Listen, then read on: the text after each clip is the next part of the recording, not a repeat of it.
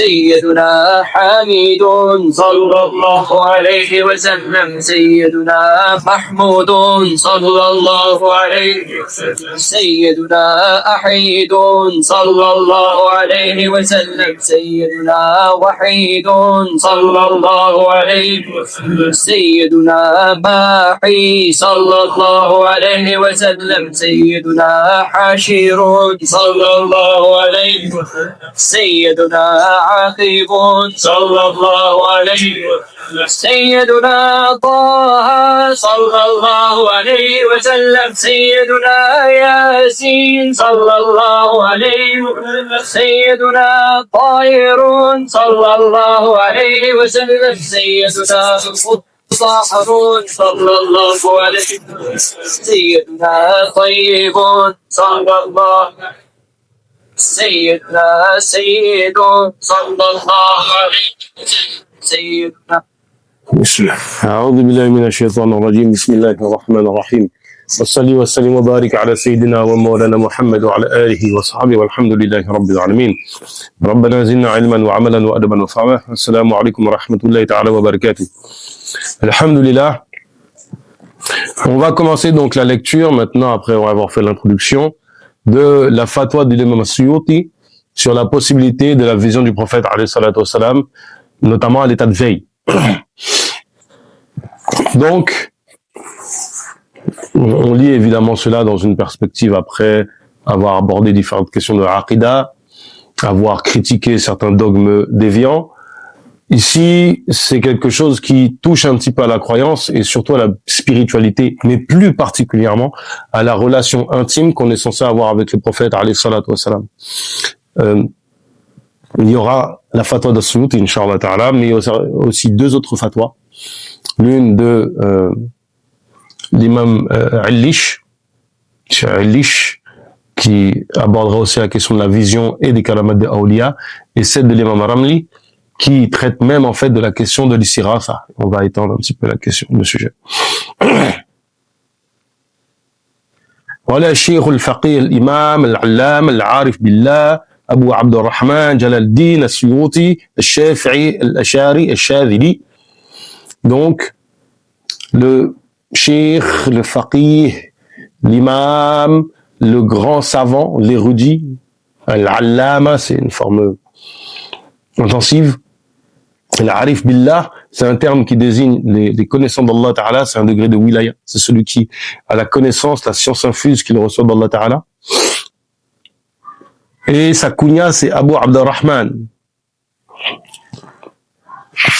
Et on l'a déjà présenté.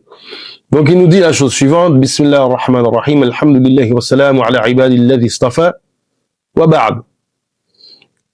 Évidemment, il y a l'introduction avec la basmala, comme on le connaît. On a déjà tenté de l'expliquer. Et ici, c'est intéressant de le faire, c'est-à-dire que le fait d'introduire par la basmala correspond au fait de se conformer au hadith du prophète, alayhi salatu wassalam. Toute chose qui ne commence pas par le dhikr d'Allah, elle est abta' ou aqta'a, dans une autre version. C'est qu'elle est tronquée, elle a peu de baraka. La même chose pour le dhikr alhamdulillah. Ces deux paroles-là, il y a deux riwayas qui disent la même chose à ce sujet-là. Et il nous dit, et le salut soit sur les gens qu'Allah Ta'ala a choisis. Astafa, c'est la racine safa wa, qui donne le mot Mustafa. Et donc, la racine safa wa désigne le fait de choisir une chose. De choisir une chose au milieu d'une multitude de choses. De là où il y a l'idée de safiya, de purification, qui consiste à récupérer une chose qui est prise au milieu d'une autre. Prendre la meilleure partie, la chose la plus pure de, justement, de ce tas. C'est un petit peu ce que fait l'orpailleur lorsqu'il, comment dirais-je, l'orpailleur lorsqu'il, évidemment, essaye de récupérer de l'or à partir de la terre.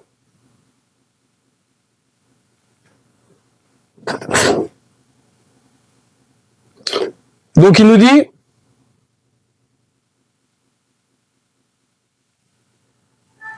beaucoup de personnes فقد كثر السؤال عن رؤية أرباب الأحوال للنبي صلى الله عليه وسلم في اليقظة.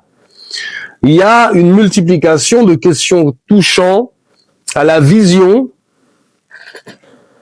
par les arbab, les maîtres des états spirituels, les gens qui éduquent les gens dans les états spirituels, les gens qui ont même des états spirituels, qui les maîtrisent, de leur vision du prophète alayhi salatu wassalam.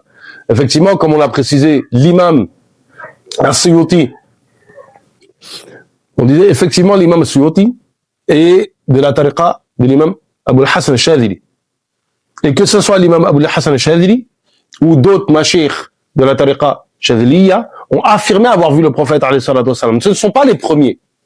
Et ce qui va nous intéresser ici dans cette fatwa, c'est de démontrer que il est shar'an, dans la législation, admis que l'on puisse voir le prophète alayhi salatu wassalam à l'état d'éveil.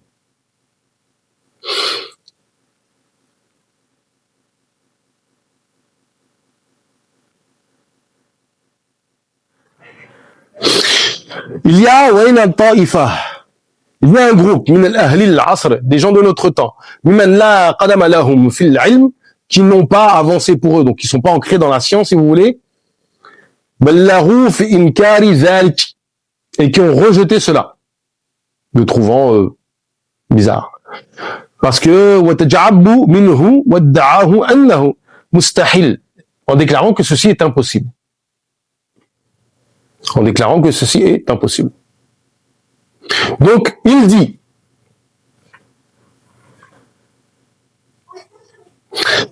j'ai écrit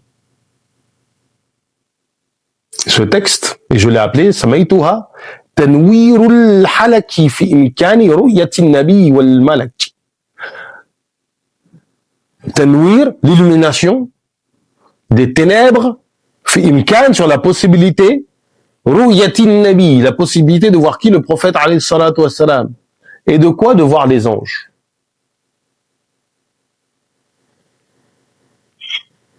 Ainsi, l'imam va commencer par quoi? Par des hadiths authentiques à ce sujet. نبدأه بالحديث صحيح الوارد في ذلك, qui vient de quoi? De Bukhari, du Sahih, des Sahihain, c'est-à-dire Bukhari et Muslim, et de Abu Daoud, qui est rapporté son nom Abu Huraira, radiyallahu anhu, qui dit, قال رسول الله صلى الله عليه وسلم من رآني في المنام فسيراني في اليقظة ولا يتمثل شيطان بي. Que celui qui m'a vu dans le rêve, me verra, certes me verra,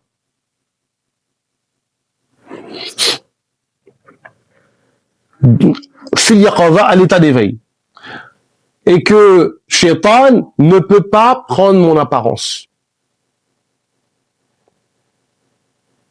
On rapporte de Tabarani, مثله من حديث مالك بن عبد الله العثعمي. Donc, selon rapporté par Tabarani, ce qui est semblable.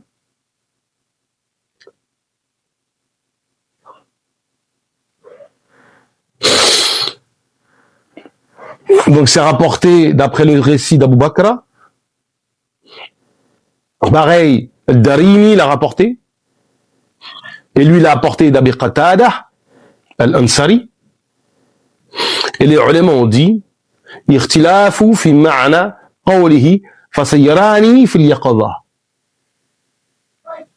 Et les ulama ont divergé sur quoi? Sur le sens de l'expression à l'état d'éveil. Qu'est-ce qui a été dit? On a dit, ma'nahu fasayyarani fil yaqadha, c'est-à-dire qu'il me verra quand?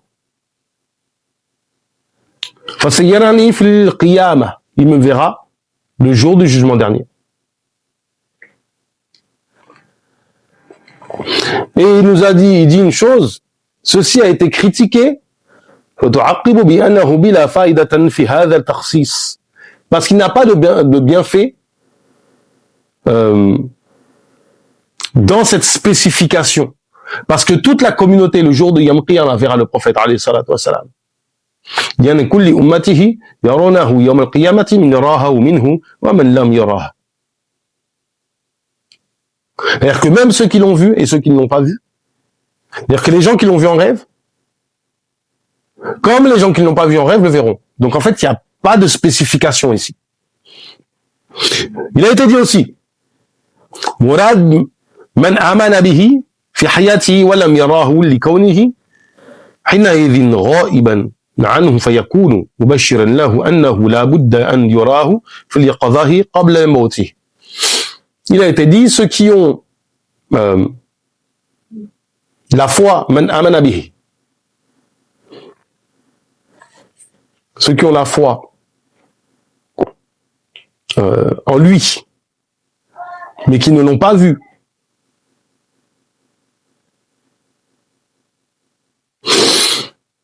eh ben, ils ont la bonne nouvelle qu'ils le verront à l'état d'éveil avant qu'il ne meure. Donc en fait, ce qu'ils expliquent, c'est le fait de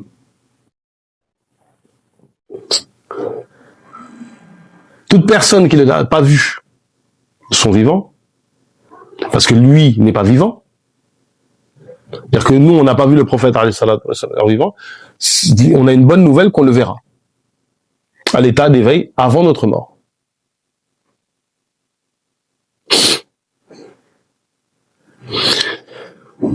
وقال قوم, des gens ont dit هو على ظاهري فمن راه في النوم فلا بد أن يراه في اليقظة يعني بعين رأسه. Et des gens ont dit, on prend cela selon le sens apparent, au sens littéral, ainsi quiconque le voit dans son rêve le verra à l'état d'éveil, c'est-à-dire avec les yeux de sa tête.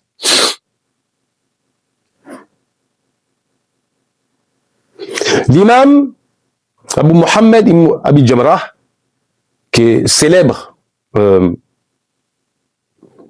pour avoir fait un résumé du Sahih de l'imam Bukhari,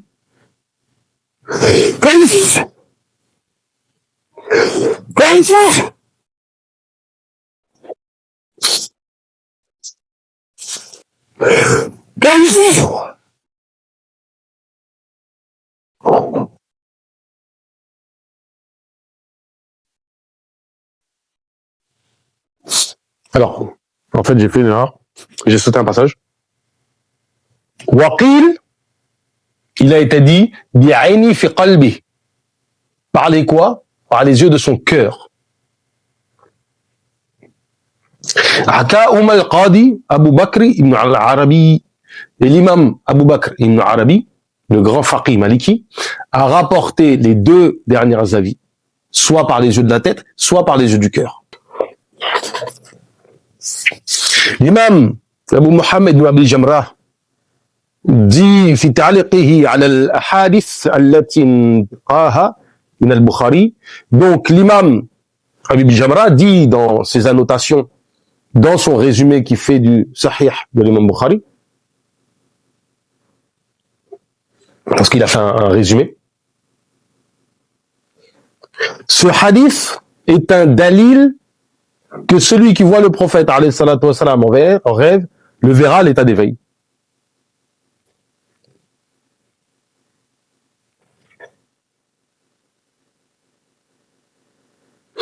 Mais est-ce que هذا على عمره في حياته وبعد مماته? Mais est-ce que cette déclaration va du vivant jusqu'à sa mort ou bien se limite-t-elle à son vivant, c'est-à-dire le vivant du prophète alayhi salatu wassalam? Est-ce que c'est valable pour toute personne ayant eu le privilège ou est-ce un privilège qui est exclusif pour qui? Pour les ahliyatu wa ittiba'i li sunnati alayhi salatu wassalam. Ceux qui sont spécifiques aux gens quoi de Ahl Sunnah wal Jama'a.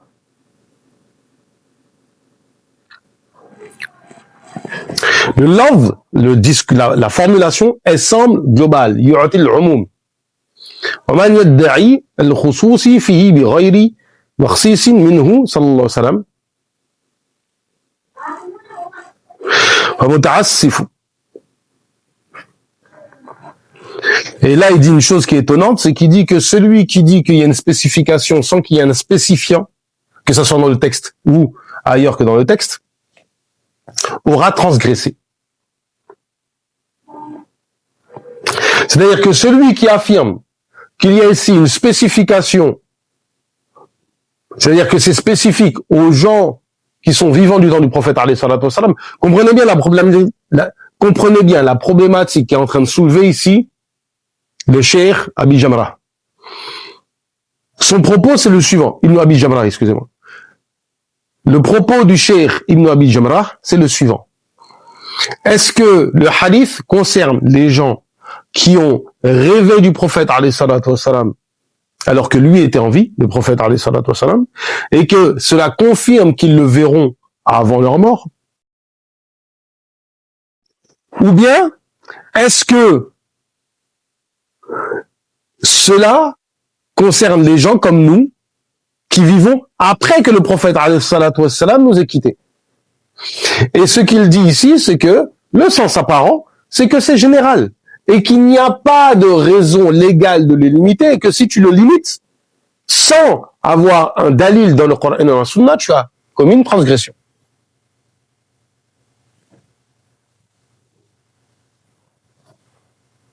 Et ensuite, ils disent, il est advenu, min ba'di nas, adam at-tasdiqi bi'umumi. Des gens qui ont nié le sens, la portée générale. Et ils ont dit cela, ils ont dit ce qui est venu à leur esprit à eux. C'est-à-dire qu'ils ne sont pas basés sur la législation, mais sur leur raison à eux. وكيف يكون من قد مات يراه الحي في العالم الشهيد. Comment est-il possible que quelqu'un qui est mort soit vu par qui? Quelqu'un qui est vivant. Dans quoi? في العالم, dans le monde présent shahid, dans le monde visible.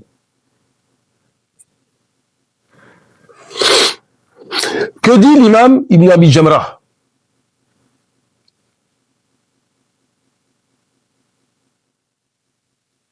Il y a deux erreurs ici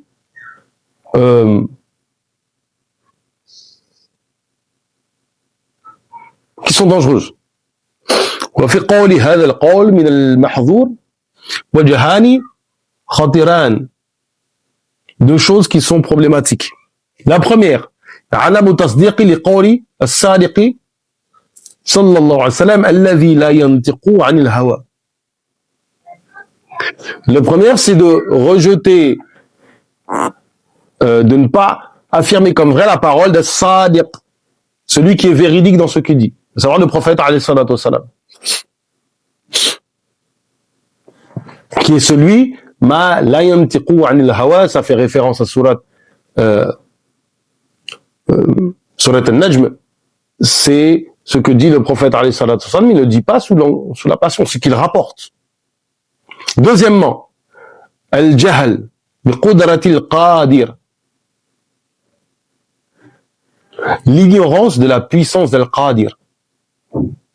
Donc en fait, ici, il y a deux problèmes de rejeter cette possibilité. وتعجيزها كأنه لم يسمع في سورة البقرة قصة البقرة وكيف قال الله تعالى اضربوه ببعضها كذلك يحيي الله الموتى.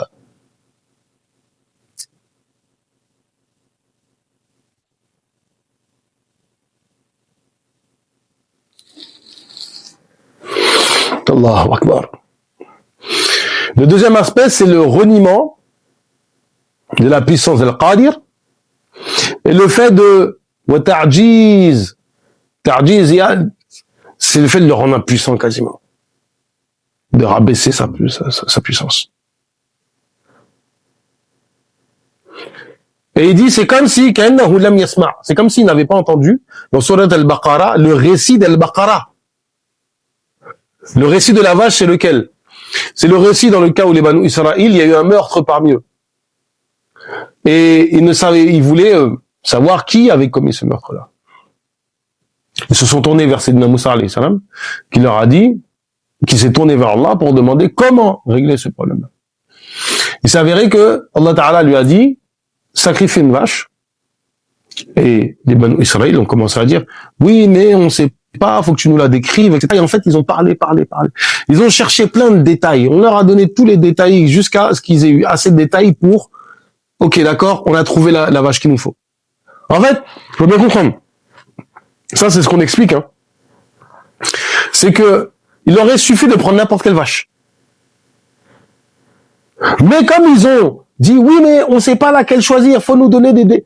Et en fait, on a restreint de plus en plus le champ de ce qu'ils pouvaient trouver. Jusqu'à leur décrire une vache qui est extrêmement difficile à trouver. Ce qui fait qu'ils ont dû l'acheter à un orphelin et la payer très cher. C'est un dalil, d'ailleurs, pour l'imam Malik, pour dire qu'on peut acheter des choses selon leur description. Wallahu a'lam. Mais ici, ce qui nous pose problème, c'est que, au lieu de prendre la parole venant de Moussa alayhi salam, ils ont commencé à polémiquer. Et là, comment est-ce que ça s'est passé? Ils ont immolé la bête. On a pris, il me semble que c'est un gigot, quelque chose de la bête. Il a touché le cadavre et le cadavre, en fait, est revenu à lui, a dit qu'est-ce qu'il a tué. Et c'était réglé. Autre série, autre récit, excusez-moi, autre récit.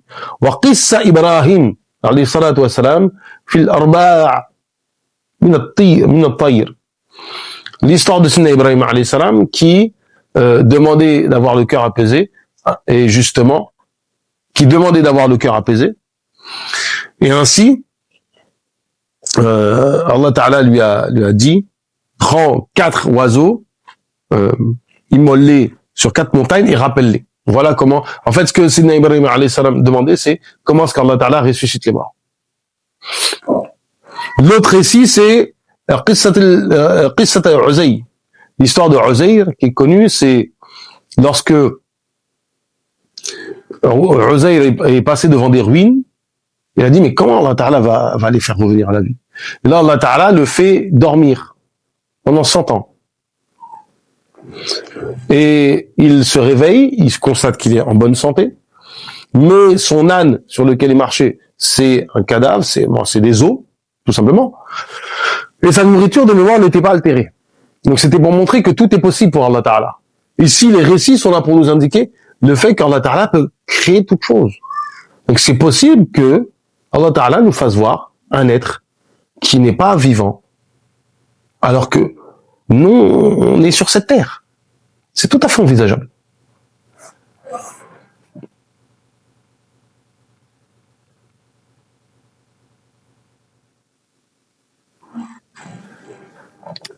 C'est celui qui fit فالذي جعل درب الميت ببعد البقرة سببا لحياته. C'est celui qui a fait la résurrection de ce mort qui est frappé avec une partie de la vache.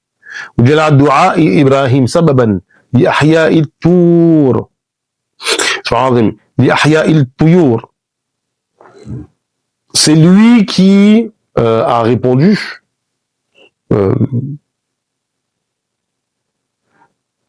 c'est lui qui a fait de la dua, de la dua d'Ibrahim alayhi salam, une cause du retour à la vie, li ahya al-tuyur, des oiseaux.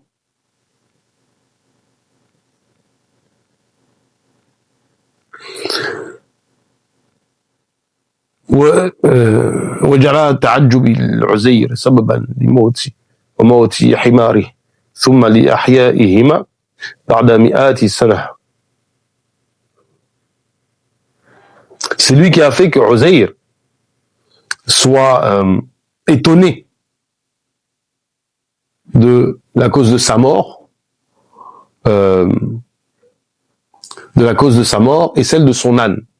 Donc lui, il a dormi, mais c'était une forme de mort. Et ensuite qu'ils ont été ressuscités 100 ans après. Parce qu'effectivement, en fait, ce qui se passe dans ce récit-là, que j'ai oublié de dire tout à l'heure, c'est qu'en fait, l'âne, devant lui, il va le voir ressusciter. Il est aussi capable de faire de sa vision, alayhi salatu wa salam, dans un rêve sur la cause de la vision, l'état d'éveil. Donc en fait, il n'y a pas d'opposition. Il est qadirun an yaj'ala ru'yatuhu sallallahu alayhi wa sallam fi an-nawmi sababan li ru'yati fi al-yaqadha. C'est aussi simple que ça.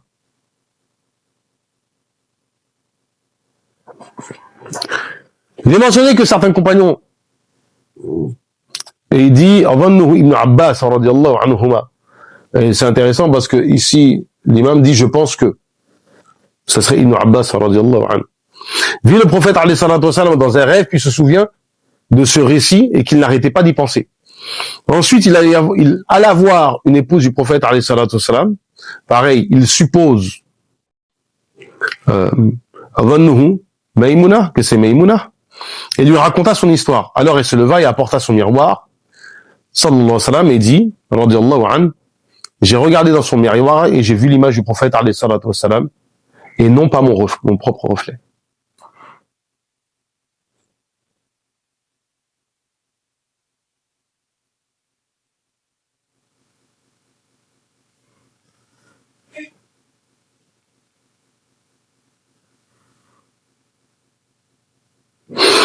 Donc, ce qu'il nous dit ici, c'est que la femme du prophète, alayhi salatu wassalam, lui a rapporté un miroir et dedans, il a vu le prophète, alayhi salatu wassalam. L'imam Ibn Abi Jamra nous dit aussi, وَقَدْ ذُكِرَ عَنْ بَعْدِ السَّلَفِ وَالْخَلْفِ وَهَلُمَّ جَرَّ عَنْ جَمَاعَةٍ.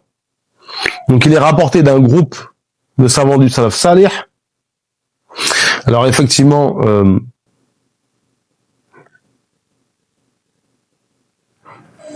pour ce qui est des salafs, il faut préciser. De qui on parle quand on parle des salafs? En principe, on parle des 3 premières générations, c'est-à-dire Sahaba, Tabi'i, Atba' Tabi'i. Certains vont dire que c'est aussi les 3 premiers siècles. Et il y a encore d'autres avis, mais ces 2 avis-là, ça suffit. Donc souvent, quand on dit salaf, des fois on parle de ces 3 premières générations, ou ça arrive qu'on parle en fait des 3 premiers siècles. Or, ça dépend. Ou les khalaf, qui sont les khalaf, c'est ceux qui viennent après, tout simplement.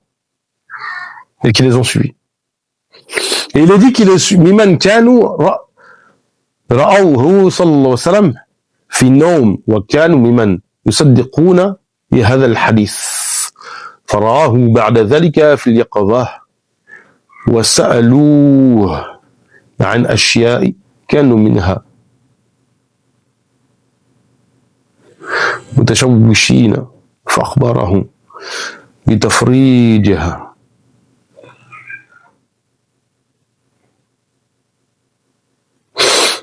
ونسلهم على الوجوه التي منها يكون فرجها.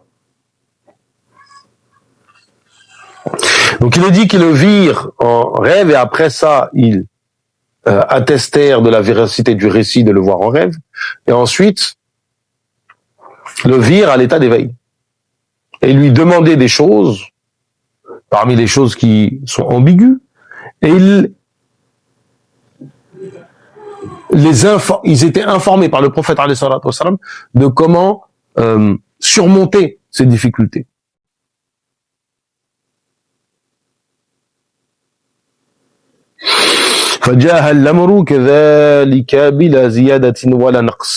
Et ça, cette information, elle est rapportée de façon profuse, et ce depuis longtemps. On sait effectivement qu'il y a des compagnons qui reçoivent cette information. On sait que il y a des ulémas qui ont vu le prophète alayhi salatu wassalam et qui attestent de cela.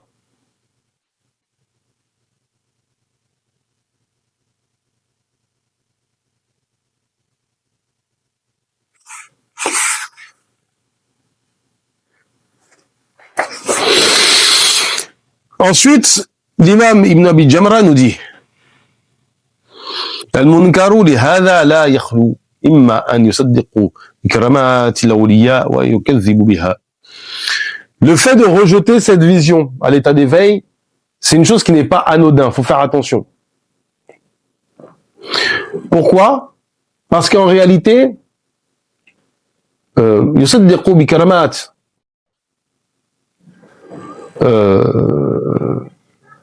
أن يصدق بكرامات الأولياء أو يكذب بها. Pourquoi? Parce que nous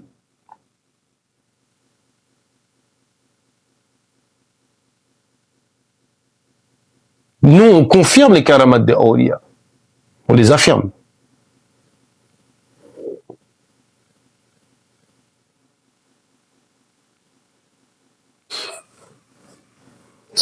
Et il nous dit, soit on affirme les karamat des awliya, soit on les renie.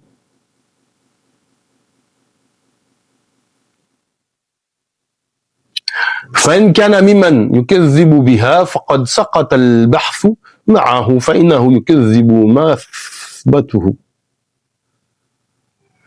سنة بالدلائل الواضحة. Si jamais il renie, bah en fait ça sert à rien de parler avec lui. فقد سقط البحث. La discussion en fait elle tombe quoi. Elle n'a pas d'intérêt.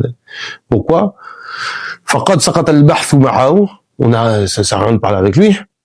Pourquoi? Parce qu'il renie ما أثبتته, ce qui est établi dans la sunna par des preuves qui sont wadih, qui sont évidentes, manifestes.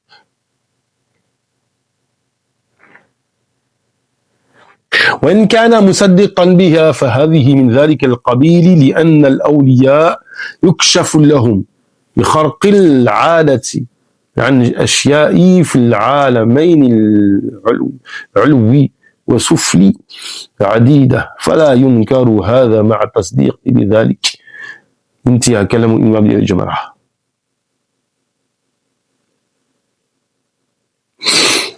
Deuxième aspect qui pose problème, s'il confirme les karamat des awliya,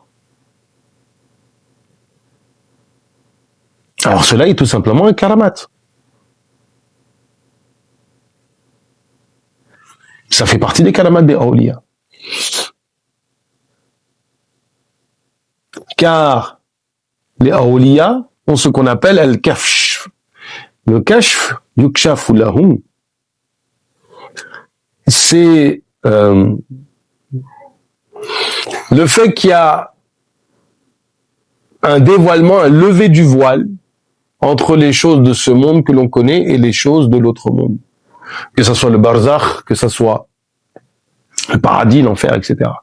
Et ça relève en fait des karamat des awliya, parce que ça revient au fait que chaque karamat pour un wali est tel la mu'jiza d'un nabi, est tel le miracle d'un prophète. En gros, ce qui est rapporté au sujet des prophètes est envisageable pour les awliya, pour les saints, avec une nuance, c'est que eux, ils n'utilisent pas cela comme argument d'autorité, qui démontre en fait la véracité de leurs paroles. Plutôt, c'est, comment dirais-je, un cadeau donné par Allah Ta'ala, un anoblissement donné par Allah Ta'ala. Certes, il y a une information qui est donnée par Allah Ta'ala au reste des gens. Cette personne-là fait partie de mes rapprochés. Mais ici, ce n'est pas un argument pour rendre incapable de s'opposer l'opposant.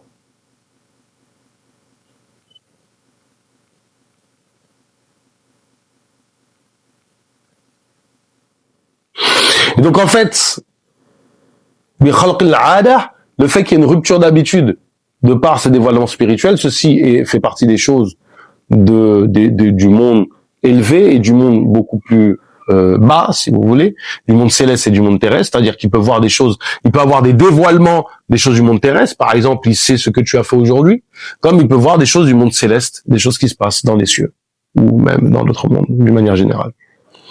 On ne peut pas en fait rejeter la possibilité de voir le prophète alayhi salatu wa salam à l'état de veille après avoir affirmé les karamat des awliya. C'est fin de la citation de l'imam Ibn Abi Jamra. L'imam Suyuti nous dit ensuite, quant à sa parole, inna dhalika 'amun wa laysa bi khas mimman fihi al-ahliyatu wa littiba'i sunnati sallallahu alayhi wa sallam. Il est voulu par cela muraduhu وقوع رؤية الموعود بها في اليقظة على رؤيتي في المنام ولو مرة واحدة تحقيقا لوعدي شريفي الذي لا يخلف. En fait, c'est l'occurrence de la vision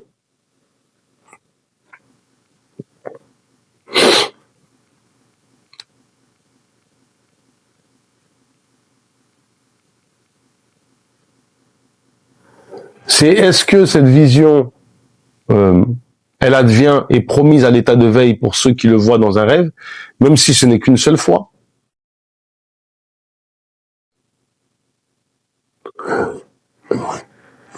Et cela vérifie sa noble promesse qui est toujours tenue, c'est-à-dire que la promesse du prophète alayhi salatu wassalam est toujours tenue. Donc pour les gens du commun, ça arrive souvent. Cela vient quoi durant l'agonie.